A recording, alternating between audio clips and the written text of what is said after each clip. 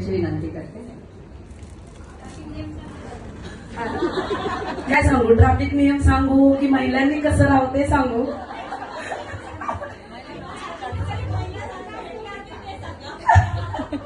कदाचित त्यातल्या बऱ्याच जणी भेटल्या पण असतील, बरोबर ना?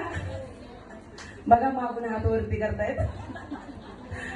सगळ्यात पहिले धन्यवाद करते आम्ही मैत्रिणी सामाजिक संस्थाचं, ज्यांनी मला इथे आमंत्रित केलं आणि मला एवढा मान सन्मान दिला, माझं जे कौतुक केलं त्यासाठी फार फार धन्यवाद, मनापासून धन्यवाद.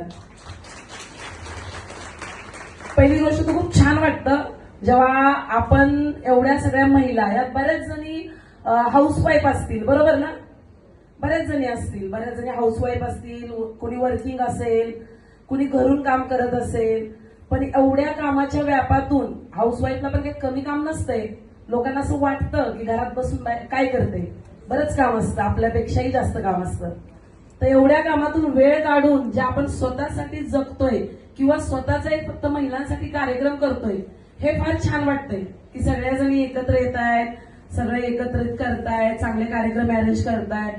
पुन्हा मी किरण मॅडमच्या किंवा सरिता शिंदे मॅडमच्या स्टेटसला बघत असते, तुमचं आम्ही मैत्रिणींचं बरंच काय असते, लकी ड्रॉ इकडे, म्हणजे बऱ्याच लेडीजसाठी काही कामं पण असतात, लकी ड्रॉ आहे ते, म्हणजे बरेच काहीतरी तुम्ही महिलांसाठी करताय.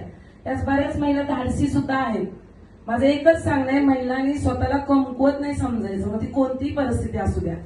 मी आहे आणि माझ्यात फार कुवत आहे, काही करू शकते, माझ्यात कशाची कमी नाही, मला कोणत्याही संकटात टाका, त्याच्यावर मात करून मी कोणतंही संकट पार करू शकते.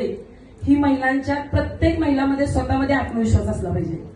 पहिली गोष्ट, स्वतःमध्ये आत्मविश्वास असेल ना, आपण काही करू शकतो. 10 पुरुषांना 1 महिला भारी पडू शकते. मी कधीच स्वतःला कमी नाही समजत. हा बरोबर आहे, एक नारी सप्पे भारी. त्यामुळे सगळ्यांनी एकदम धाडसी राहा, सगळ्यांनी स्वतःला एकदम सक्षम बनवा. आणि मी काहीही करू शकते, मी एक स्त्री आहे म्हणून काय झालं, माझ्या प्रत्येक गोष्ट करायची ताकद आहे, ही मनात भावना, पॉझिटिव्हिटी ठेवा. एवढंच मला सांगायचे आणि मला इथे आमंत्रित केल्याबद्दल फार फार धन्यवाद.